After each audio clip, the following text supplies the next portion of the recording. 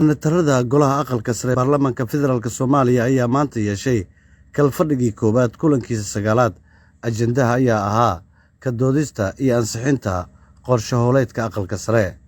Kulanka waxaa shir gudoominayay gudoomiye ku-xigeenka koowaad ee Golaha Aqalka Sare ee Baarlamaanka Soomaaliya, Senator Cali Shacbaan Ibraahin, waxaana dhinaciisa fadhiyay gudoomiye ku-xigeenka labaad ee Golaha Aqalka Sare, Senator Cabdulaahi Cali Xirsi Timcade. Ajendaha kulanka ee qorshe howleedka golaha ayaa markiiba la gudagalay.